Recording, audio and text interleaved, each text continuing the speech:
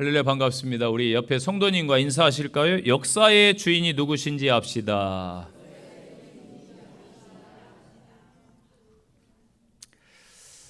누가복음 12장 16절부터 보면은 예수님께서 말씀하신 어리석은 부자에 대한 비유가 나옵니다. 한 부자가 있어 농사를 지었는데 풍년을 맞았어요. 소출이 많아가지고 창고에 다 쌓아둘 수가 없었습니다. 그래서 부자가 기존의 창고를 다 헐어버리고 더 큰 창고를 지어서 곡식을 가득가득 쌓아놓고 그렇게 말하지요. 먹고 쓸 것이 너무나 많으니까 이제 먹고 마시면서 즐겁게 즐기자, 살아가자, 그렇게 말하는데 하나님께서 그 부자에게 그 밤에 말씀을 하시는 거예요.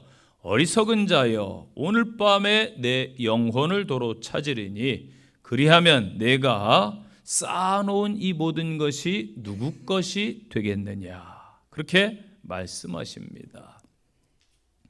이 땅에 있는 것이 영원하면 좋은데 영원한 게 없습니다. 대제국을 세운 권력자들은 자기들의 권력과 현재 왕위가 왕권이 영원할 것이라고 생각을 합니다. 실제 로마의 대제국은 1000년간 건재했었습니다. 그러나 이 땅에 있는 것 중에 영원한 것은 없습니다. 오직 하나님 한 분뿐입니다. 오직 하나님의 말씀만이 영원한 줄로 믿으시기를 바랍니다. 오늘 본문은 그 누구도 대제국인 바벨론이 멸망할 것이라고 생각할 수 없었던 그 시기, 여전히 바벨론의 기세가 막 등등해서 하늘을 찌를 그때에 바벨론이 심판을 받아서 멸망하고 그 교만이 꺾이고 수치를 당할 것이다 라는 선지자에게 준 예언의 말씀입니다. 바벨론이 멸망한 것은 벨사살 왕이 통치하던 BC 539년경입니다. 벨사살의 통치기는 바벨론이 아수르를 멸망시키고 제국을 건설한 지 약 70여 년이 지난 때입니다. 아직은 그 어떠한 멸망의 기미도 전혀 보이지 않던 때입니다. 당시 근동의 전 지역이 바벨론의 지배하에 있었기 때문에 제국의 안전을 위협할 외부적인 요인은 하나도 없었습니다. 전혀 없어요. 후에 바벨론을 멸망시킨 페르시아나 메데는 그 당시 제국의 동부 지역의 아주 작은 나라예요. 그러므로 바벨론 사람들은 자신들을 세계의 주인과 절대자로 여기면서 자기들의 나라가, 이 왕국이 영원할 것이다, 교만함으로 사치와 향락과 안일에 빠져 살았던 것입니다. 다니엘서 5장 성경 말씀에 보면은 벨사살 왕은요, 바벨론 성이 함락되는 그 순간까지 향락에 빠져 있었습니다. 술 마시고 취하고 우리는 적군이 쳐들어와도 안전하다, 이 성은 절대 함락되지 않는다, 그러면서 향락에 빠져 있었습니다. 하나님은 바로 이러한 바벨론을 향해서 갑작스럽게 패망과 수치를 당할 것이다라고 선언하고 계신 것입니다. 이 예언의 말씀은 BC 539년 페르시아 왕 고레스가 보낸 메대군에 의해서 바벨론 성이 갑작스럽게 무혈 함락됨으로 성취되게 됩니다. 그 당시 근동을 중심으로 온 땅에 막강한 영향력을 드러내며 기존의 강대국인 아수르뿐만 아니라 주변의 모든 나라들을 다 정복하고 유린하던 이 바벨론 제국이 100년도 못된 채 73년 만에 결국은 멸망하고 만 것입니다. 동방에서 일어난 메데와 페르시아의 고레스 왕에 의해서 파멸을 당하고 만 것입니다. 하나님께서 인류의 역사를 다스리고 계시는 역사의 주관자임을 알고 나면은 이 역사를 보는 눈이 달라지는 것입니다. 오늘날 우리가 살고 있는 이 시대를 이끄는 힘은 강대국이나 탁월한 정치 지도자의 어떠한 정치 철학이 아닙니다. 사실은 하나님께서 역사를 이끌어 가신다. 우리는 기억해야 됩니다. 오늘 바벨론의 갑작스러운 하루아침에 멸망하는 사건을 통해서 깨닫는 은혜의 시간이 되시기를 바랍니다. 첫 번째 주시는 말씀은 수치를 당하는 바벨론에 대해서 말씀을 주고 있습니다. 1절 보세요. 처녀딸 바벨론이여, 이렇게 먼저 말씀합니다. 처녀딸이란 남자와 관계를 갖지 아니한 순결한 여인을 가리킵니다. 바벨론과 동격으로 사용되었는데 이 용어는 바벨론이 지금까지 한 번도 외세의 침입, 외국의 군대에 의해서 정복당한 일이 없다, 이란 말씀을 하는 겁니다. 1절 말씀은 아주 호화롭게 생활하던 여왕이 나라가 망하는 바람에 맨 바닥으로 저 아래까지 추락하는 내용입니다. 그래서 바벨론의 멸망을 묘사하고 있습니다.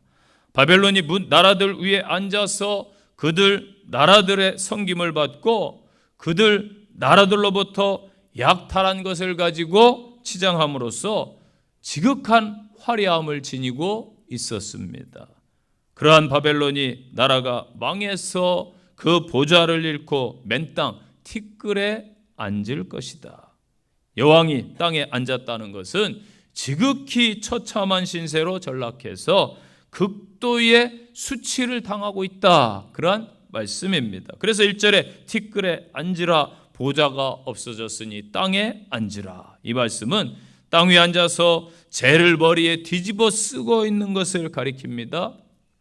성경에서 보면은 극도의 수치나 슬픔을 표현하는 장면이에요. 그래서 욥이 고난을 당했을 때에 이러한 행위를 했습니다. 또 에레미야 애가에 보면 에레미야 선지자가 너무나 나라를 생각할 때 슬퍼가지고 고난 속에서 이러한 행위를 했다라는 것이죠. 그래서 욥기 2장이나 에레미야 애가 3장에 이러한 말씀이 나오는 것입니다. 로마 장군 티투스가 예루살렘 성을 정복한 일을 기념하기 위해서 주조한 기념 메달이 있습니다. 이웃 나라를 정복하면은 화폐 개혁을 한다든지 동전을 새로 만든다든지 또 기념 메달을 옛날 황제들은 만들곤 했다고 합니다. 그래서 티투스 장군이 만든 주화에 보면은 메달에 보면은 종려나무 땅 아래에 앉아 있는 이 슬픈 여인의 모습이 새겨져 있다고 합니다. 지금 현재 바벨론이 큰 슬픔을 맛보고 있는 상황을 묘사한 표현이라는 것이지요. 2절 보세요. 맷돌을 가지고 가루를 갈고 있다. 자, 아우구스투스 시저 시대에 이 획기적인 발명품이 나와요. 이제 물레방아가 나옵니다. 그래서 이 물레방아가 발명되기 전까지 고대 근동에서는 이 맷돌을 사용했습니다. 우리나라도 맷돌을 사용한 민족이 아닙니까? 그런데 우리나라 맷돌은 혼자 조그만해요. 혼자 갈기에 옮기기에. 그런데 여기 고대 근동의 맷돌은 제법 큰 맷돌입니다. 그래서 두 명이 돌리는 맷돌이에요.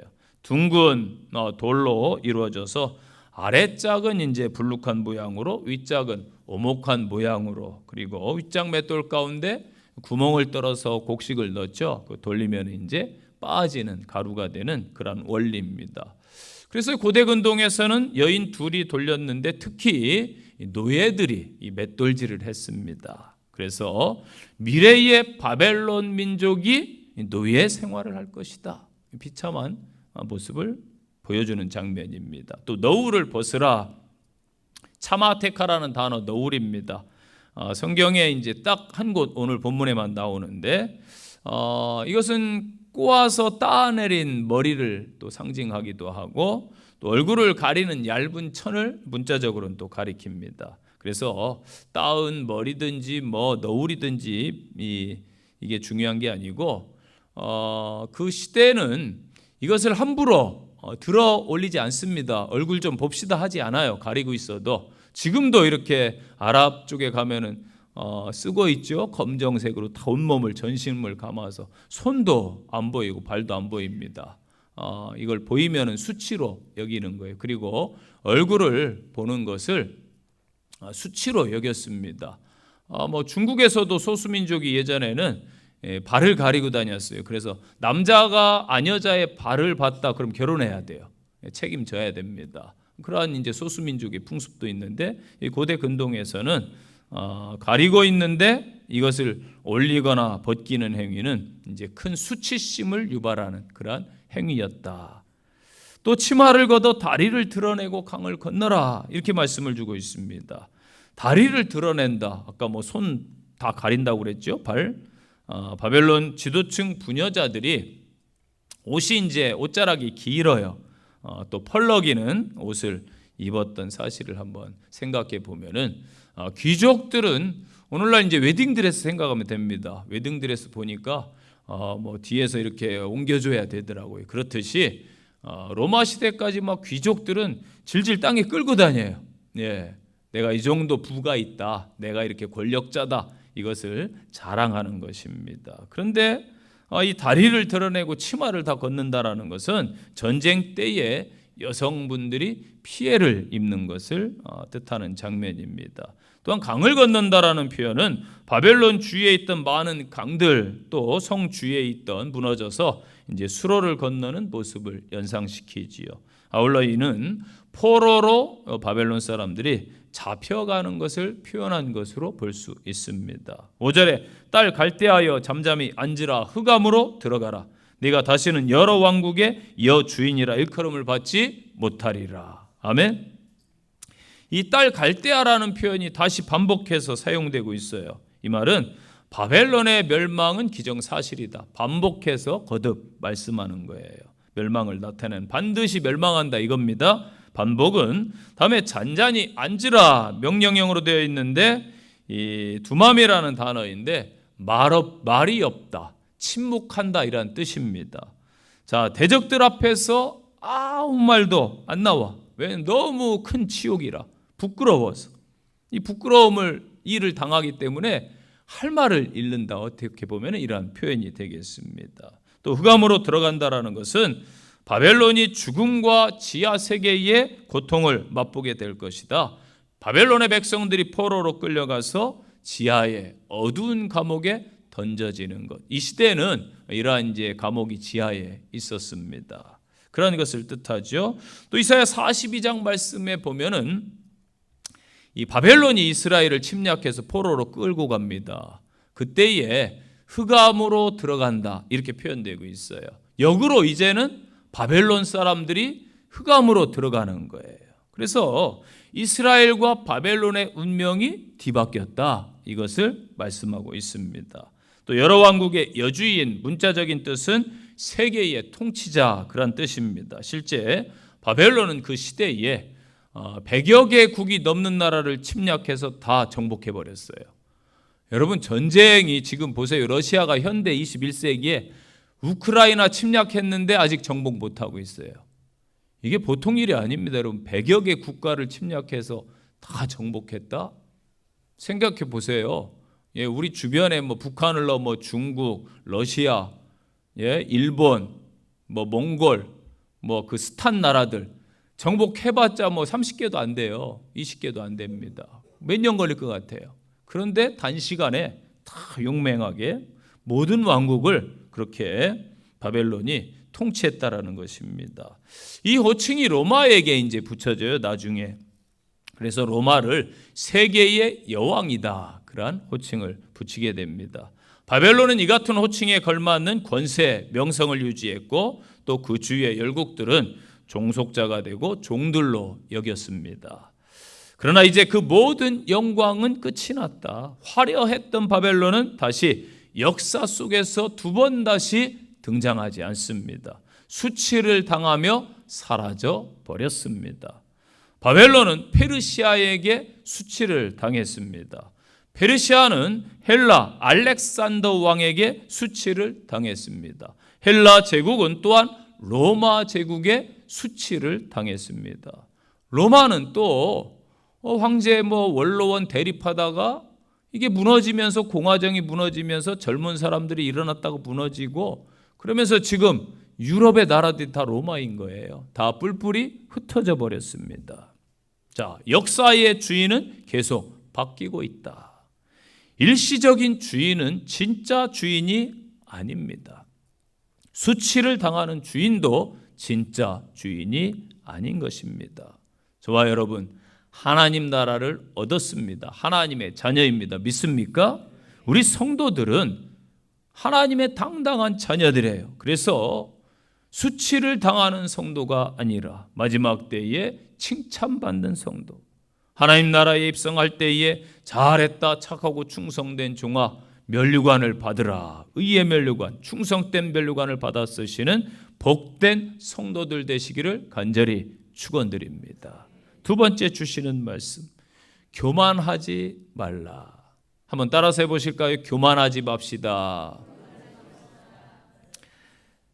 이 곱고 아리따웠던 여왕과 같은 바벨론이 망해서 극도의 수치를 왜 당했는가? 그것은 한마디로 하나님께서 주신 것으로 교만과 악행을 저질렀다. 그 결과예요. 바벨론이 대제국을 이룬 것은 그들이 뭐 특별히 능력이 있어서 그런 것이 아니에요. 바벨론도 본래 아수르의 영향력 아래에 있던 아주 작은 나라였습니다. 비천한 나라. 그런데 바벨론이 아수르를 정복하고 세계의 패자가 된 것은 하나님께서 그들을 붙들어 주셨고 강성케 하셨고 사용하셨기 때문이다. 하나님께서는요, 바벨론을 통해서 당시에 극도로 악행을 저질렀던 아수르를 의시해서 도덕적으로 타락한 주변 나라들을 다 심판하고 또 종교적으로 도덕적으로 타락해서 하나님의 선민의 모습을 상실한 이 이스라엘 백성들을 징계하고자 하신 거예요. 그래서 바벨론이 하나님의 도구였습니다. 그런데 바벨론이 하나님의 뜻을 모른 채 자신들의 힘과 능력으로 대제국을 이루었다고 착각한 거예요. 저와 여러분도 늘 그럴 수 있어요. 내 힘으로 살아간다고 여러분 생각하시죠? 내 힘으로 신앙생활 한다고 생각하시죠? 목회자들은 내 힘으로 목회한다라고 생각합니다. 전혀 아니에요. 하나님의 은혜로 삽니다. 아멘. 하나님의 은혜로 일하시고 하나님의 은혜로 가정을 꾸려가시고 하나님의 은혜로 살아가시기를 바랍니다. 그렇지 않으면 이 바벨론처럼 교만해지는 거예요. 그들이 교만해졌어요. 이제는 주변 근동에서요, 자기들을 대적할 나라가 없다고 생각이 드니까 막 힘을 무차별적으로 휘두르는 거예요. 여러분, 힘을 주셨으면 선한 일, 돕는 일에 쓰시기 바랍니다. 아멘. 그런데 막 힘이 생기니까 아나무인인 거예요. 사람이 변하면 안 돼요. 힘이 없을 때나 있을 때나 똑같아야 돼요. 초심을 잃지 않고 교만해져. 막 힘을 막 휘둘러요. 그래서 주변 나라를 막 짓밟고 약탈하고 특별히 하나님의 백성들에게 막 폭력을 휘두릅니다. 심지어 자신들을 신격화해가지고 하나님의 자리에까지 오르기까지 했어요. 하나님의 자리에 오릅니다, 인간이. 여러분, 이 마지막 때는 우상이 이제 득세할 거예요. 하나님의 자리에 인간이 올라가고 우상이 올라갑니다. 지금 아이돌 막 쫓아다니죠. 오빠 오빠 하면서 뭐 트롯 가수들은 또 할머니 부대도 많더라고요. 아줌마 부대는 건너뛰고 할머니 부대들이 젊은 손주애 같은 애한테 오빠 오빠 하면서 막 눈물 흘리고 막. 여러분, 아이돌이 근원을 올라가면 우상이란 뜻이에요. 우상. 우상입니다. 우상. 아이들이. 엊그제 이제 2026년 지금 준비해요. 벌써. 그리고 목회연구소에서 2026년 교회 트렌드 그 세미나를 이제 준비하더라고요. 제가 그걸 봤는데 거기에서 그런 이야기를 하더라고요. 한국 교회에 지금 설문조사를 했더니 80%의 목사들이, 목회자들이 챗GPT, AI를 사용한다. 실제 AI가 영국에서 실험을 했어요. 성도들에게 AI가 설교문 준 거 아닙니다 하고서 목사님이 설교를 했더니 교인들의 반응이 어땠는 줄 아세요? 목사님 설교가 은혜로워졌다고. 컴퓨터가 설교한 건데 그렇게 반응이 나왔습니다. 이미 80%의 목사들이 AI를 사용한다? 다 사용하는 거예요. 그거는 뭐든지 80% 선에 이르면은 전체로 봅니다. 통계학에서 이 기본이에요. 그래서 다 사용한다. 저도 제 컴퓨터에 어플이 있어요. 챗GPT 어플이 있어요. 그런데 아직까지 클릭을 안 했어요. 유혹이 오죠. 이걸 한번 해볼까? 편하다는데, 많은 정보를 준다는데 유혹이 옵니다. 제가 바보라서 안 쓰나요? 시대에 뒤떨어진 사람이라 안 쓰나요? 그렇지 않아요. 왜냐하면 그것에 또 의지하게 돼요. 그게 우상이 될 수 있거든요. 그렇기 때문에 조심해야 되는 거예요. 요즘 시대 지금 기계가 우상이 되었어요. 핸드폰이 우상 아닙니까, 여러분? 사람들 보세요. 길 가다 사람들 몸 부딪혀요. 그리고 서로 안 쳐다봐요. 왜? 이거만 보고 가느라고. 오죽하면 사고 나지 말라고 한국은 길바닥에 뭐 해놨어요? 횡단보도 보세요. 바닥에도 신호등 해놨다니까요. 한국 사람 유난히 휴대폰에 빠져 사니까. 아이들 보는 젊은 부모님들 아기 때 절대 휴대폰 주지 마요. 전두엽 다 망가져요. 휴대폰 만든 사람들 빌 게이츠니 스티브 잡스니 이런 사람들 자기 자식 휴대폰 안 준다니까요. 베스킨 라빈스 아이스크림 만든 창업자는 자기 아들 아이스크림 안 먹였어요. 왜? 색소에 나쁜 게 많이 들어가니까. 건강 해치니까. 근데 그 전두엽이 망가져서 아이들이 판단력이 흐려지고 성급하고 다혈질되고 화를 내고. 지금 여러분 한국과 무슨 나라가 지금 문제가 되고 있어요? 뉴스 안 보시나요? 어디? 동남아의 캄보디아. 여러분 캄보디아 가보신 분들 부지기수일 거예요. 기본적으로 동남아부터 가니까. 캄보디아, 라오스, 베트남, 인도네시아 안 가본 사람 없잖아요. 가봤잖아요. 그 나라에서 어떻게 한 달에 2천만 원씩 1,500만 원씩 벌어요. 나쁜 짓 않고서 못 벌어요. 50만 원도 월급이 많다고 하는 나라예요. 50만 원 받으면 대단한 중산층입니다. 캄보디아가. 그런데 한 달에 1,500만 원 번다? 판단이 안 되는 거예요. 젊은 사람들이.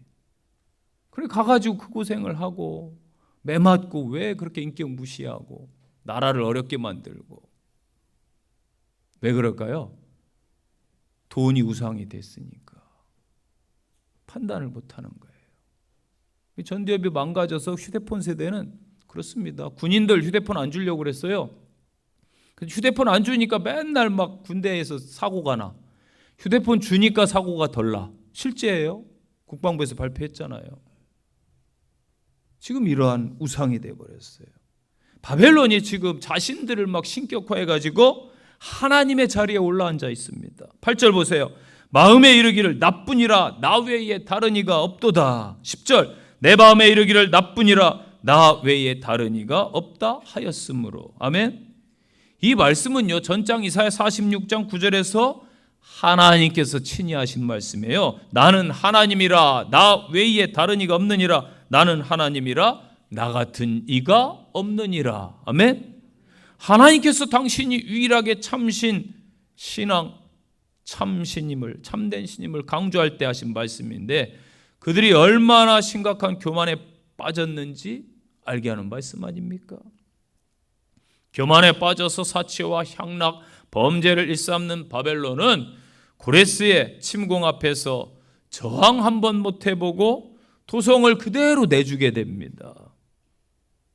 역사의 무대에서 사라지는 비운을 겪게 됩니다. 실제 역사적으로 보면은요, 성경에도 나와 있지만은 바벨론 왕이 적군이 눈앞에 왔는데도 야 우리 술 마셔 걱정 없어 여긴 난공불락의 요새야 절대 무너지지 않아 해서 술 마시고 있었다니까요. 결국 교만해서 악한 바벨론의 높은 보좌는 낮고 천하며 수치스러운 티끌과 잇대어 있었던 것이지요. 여러분 교만은요 모든 것을 빼앗아가고요 교만은 모든 것을 무너뜨립니다. 여러분 어떤 위치에 서든지 어떤 것을 소유하든지 교만해져서 악을 범하는 어리석은 자가 되지 마시기 바랍니다. 권력이든 지혜든 재물이든 명예든 하나님께서 주시면은 거기에는 우리를 통해서 이루시고자 하는 하나님의 뜻이 있음을 알아가지고 선한 일에 사용하시고 마음을 낮은 데 두고 겸손한 성도들이 되시기를 바랍니다. 잠언 11장 2절 말씀에요. 교만이 오면 욕도 오거니와 겸손한 자에게는 지혜가 있느니라. 아멘. 약한 자들을 압제하는 강한 자들, 의로운 자들을 억울하게 괴롭히는 불의한 자들에 대해서 하나님은 이 시대에도 심판하세요. 동서고금을 막론하고 단지 자신이 힘이 더 있다는 이유만으로 강한 자가 약한 자에게, 자신이 더 가졌다는 이유로 가진 자가 없는 자에게 압제와 착취를 일삼는 일이 계속해서 지금 역사적으로 현대까지 일어나고 있잖아요. 오늘날 시대가 어떤 시대입니까? 자국 우선순위, 자국 이기주의 시대입니다. 이게 팽배해요. 강대국이 약소국에게 행패를 부립니다. 우리 사는 사회도 배움의 터전인 학교도 또 가장 행복해야 될 가정에서조차 이러한 일이 일어나고 있어요. 우리 하나님께서는 과거에도 그러하셨고 현재도 불의한 압제와 착취를 지나치지 않으세요. 약한 자들이 눈물 흘리며 탄식하는 것을 방치하지 않으시는 하나님, 반드시 악을 행한 자의 악의 대가를 치르게 하십니다. 약자들의 고통을 깨닫도록 하시는 것이지요. 시편 9편 12절입니다. 피 흘림을 신문하시는 이가 그들을 기억하심이요 가난한 자의 부르짖음을 잊지 아니하시는 도다. 아멘. 이스라엘 백성들이 하나님의 뜻을 저버리고 속상하게 하니까 바벨론에게 잠시 이스라엘을 맡겼어요. 맡아주는 정도가 아니라 몹시 사납고 거칠게 대하고 학대를 하는 거예요. 네. 노인들에게 멍에를 씌워서 심한 노동을 시키는 거예요. 그 모습을 하나님께서 기억하신다. 이스라엘이 멸망하고 바벨론의 포로가 되자 바벨론은 그 일의 배후에 하나님이 계심을 잊어버리고 이스라엘을 핍박하고 무시하는 것이죠. 우리가 여호와를 신으로 섬기는 민족을 정복했다. 그들을 종으로 우리가 부리는데 그 신도 별것 아니야. 이렇게 교만해지는 거예요. 그래서 바벨론은 자기 힘에 도취된 채 살았다. 이것은 여러분 이방인들의 모습뿐만 아니라 오늘날 잘못하면은 성도들도 이러한 모습을 가지고 있을 수 있습니다. 우리 속에도 이러한 모습이 있을 수 있어요. 마귀의 유혹은요, 배후에서 일하시는 하나님을 잊도록 유혹하고 있습니다. 이스라엘은 세상에서 다르게 살라고 하나님이 선택된 민족이에요. 그들이 다르게 살아야 되는 것은 자기를 앞세우는 게 아니라 하나님을 앞세우는 삶입니다. 그런데 이스라엘은 모든 것이 평안하고 잘 될 때에는 우리 힘으로 살 수 있다. 하나님 필요 없어. 우리에게 왕을 주세요. 벗어나는 거예요. 그래서 하나님은 이스라엘을 징계하신 겁니다. 바벨론 역시 자기 힘과 지혜와 지식을 앞세우면서 교만한 모습을 드러내죠. 우리 모두는 인간의 근본이 무엇인지도 모르고요, 종말을도 잘 모르는 존재입니다. 하나님께서 우리를 구원하는 방식이 오직 예수님의 십자가라는 것, 우리에게 시사하는 바가 크죠. 그것은 예수님의 보혈의 피 외에는 아무것도 가지고 있지 않다.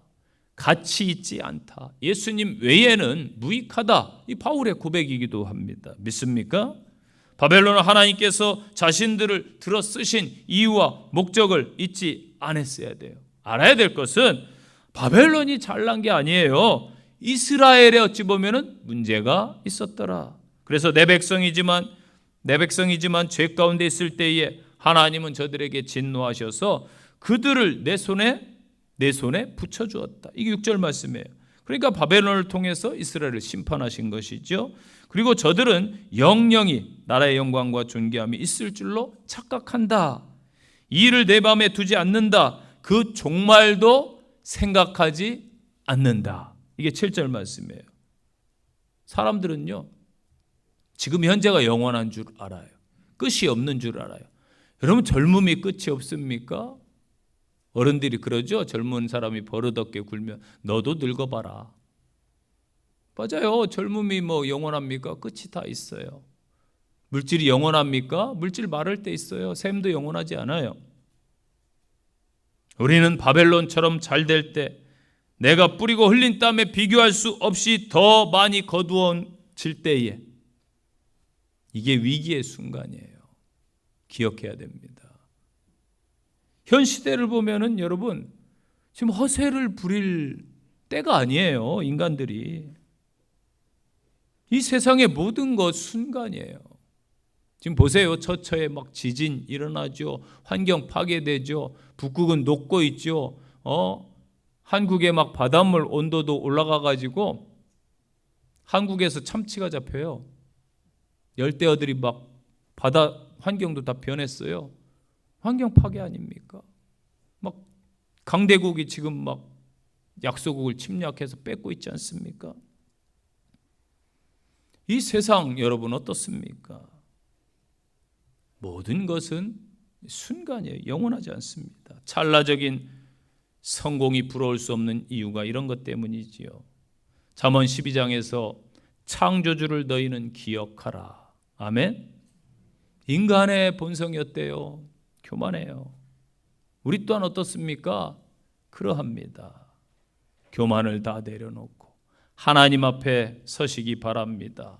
그래서 역사의 주인 되시는 하나님의 도움을 힘입어 살아가는 남은 생애를 그렇게 살아가는 믿음의 성도들 되시기를 간절히 축원드립니다. 세 번째 주시는 말씀, 하나님의 심판에 대해서 말씀을 주고 있어요. 바벨론이 어떻게 될 것인가? 하나님의 심판을 받는다.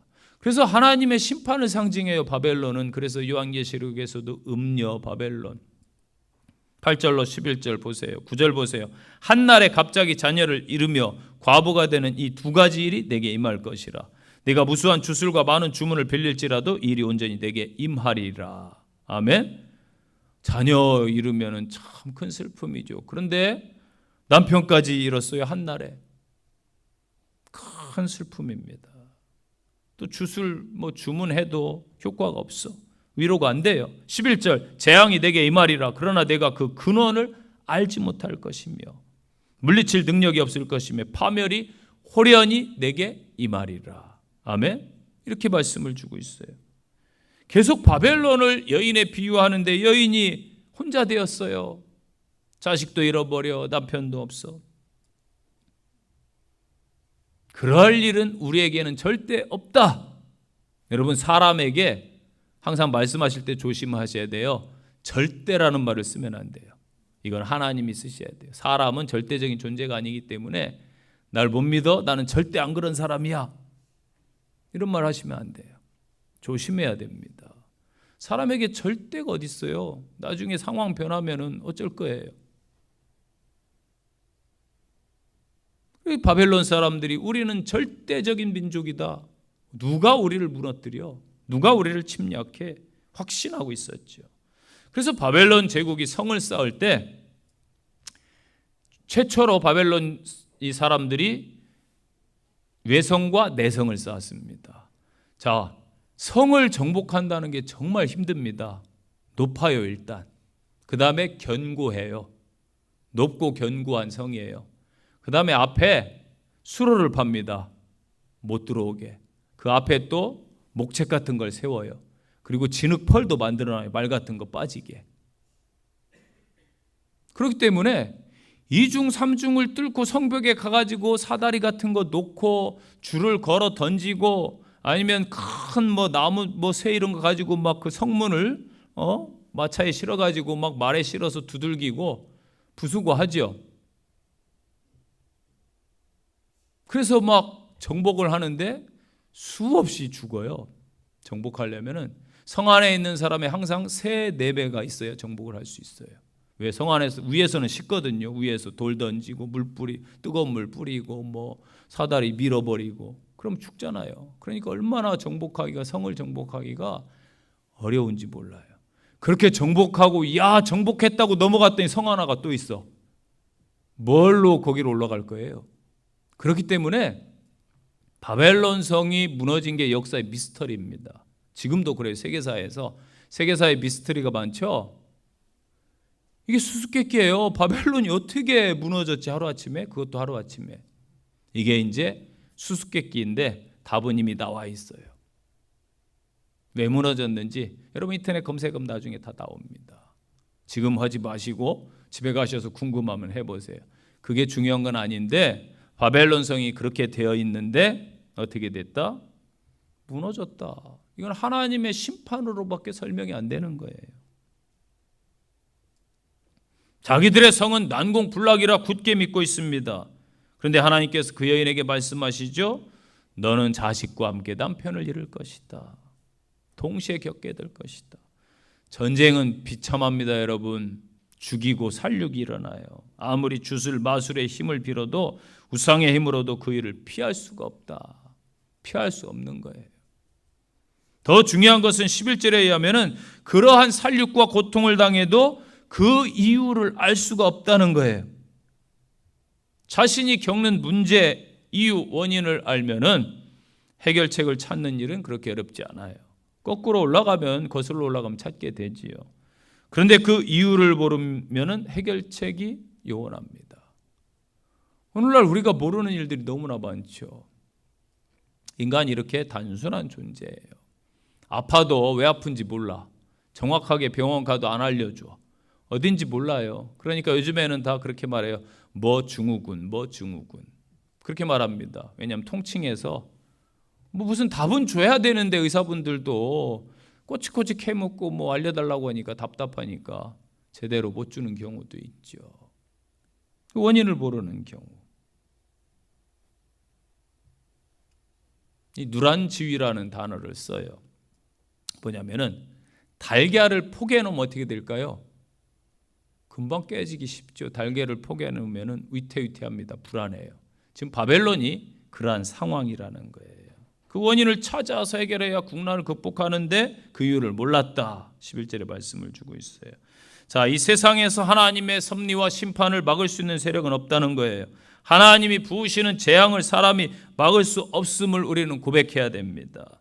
그런데 바벨론은 그 무서운 심판의 와중에도 자기들이 그동안 의지했던 우상들을 방패자로 삼고 고집하면서 지금 버티고 있는 거예요. 우상이 우리에게 구해주겠지. 막연하게. 주술, 마술 얼마나 그 시대의 바벨론에 많았는지 몰라요. 무속인들이. 여러분, 무속인들이 많은 나라 치고 잘 되지 않아요. 무속인이 득세하면 안 됩니다, 여러분. 그런데 기독교인들조차 이 문화를 통해서 방송으로 막 침투해가지고 편안하게 느껴. 그게 뭐 별거라고. 여러분, 배 위에서 귀신이 역사하는 거예요. 별거 아닙니다. 별거 아닌 게 아니에요. 나라가 망조가 들어요. 어느 나라든지 보세요. 무속이 흉행한 나라, 된 나라 있는가. 마귀가 역사하는데 마귀는 행복을 안 줘요. 무너뜨리고 파괴하고 다투게 싸우게 만들고 전쟁 일으키고 악한 마귀가 역사하는 것이죠.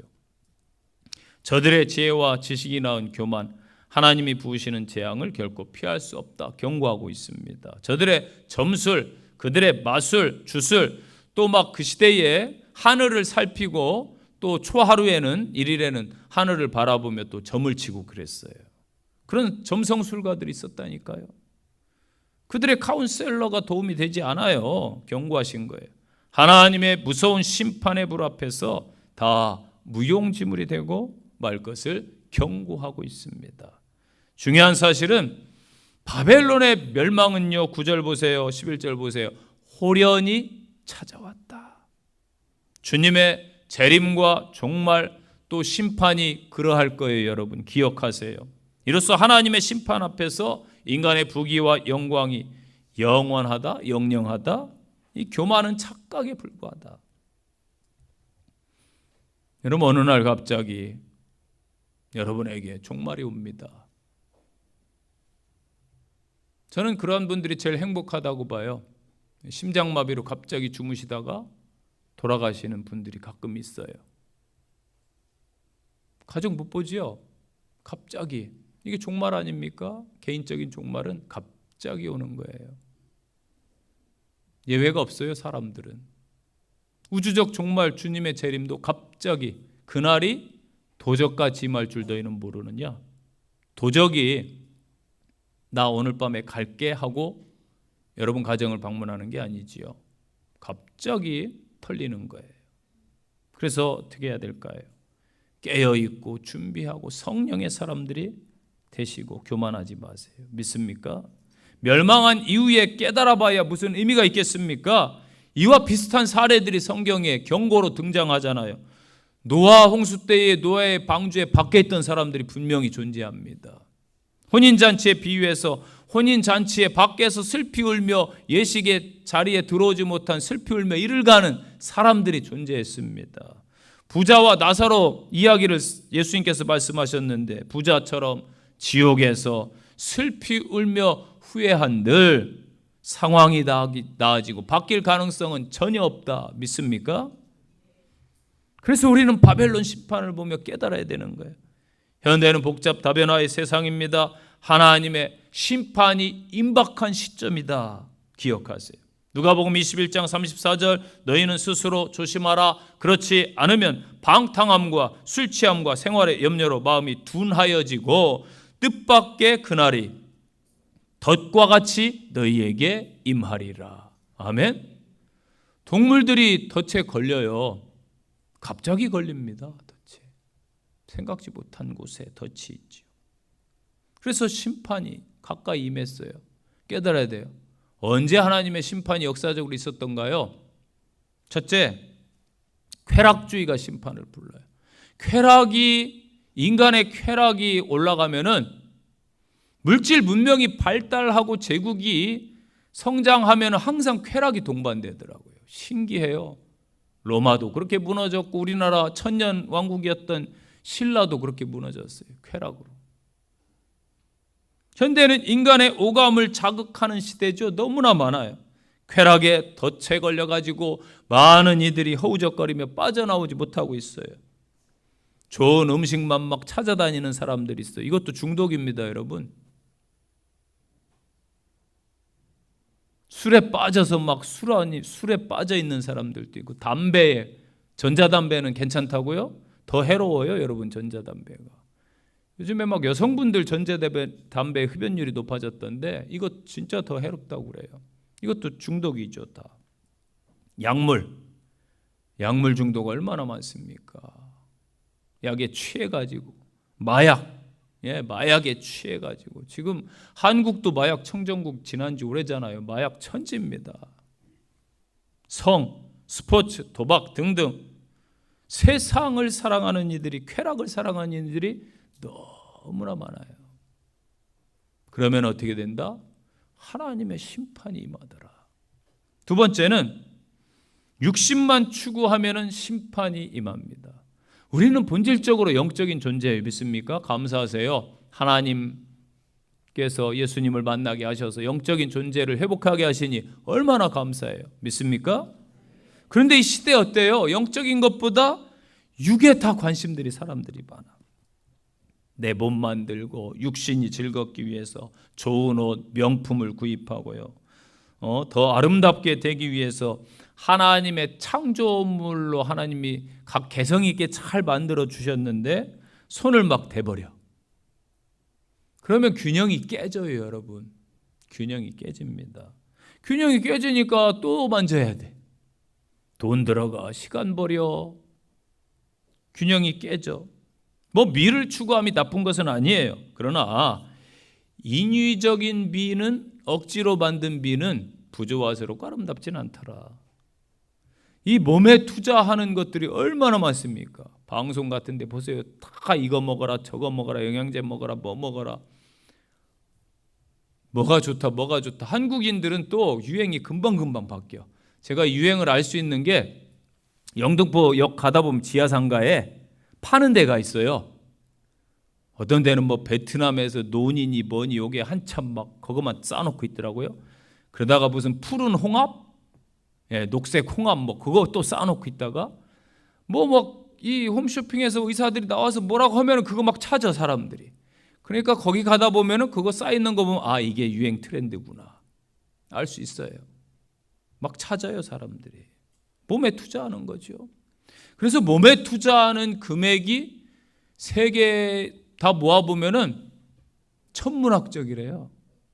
그걸로 좀 빈민들 가난한 나라 3세계 돕고 그러면 좋을 텐데 육신은요 영원하지 않아요.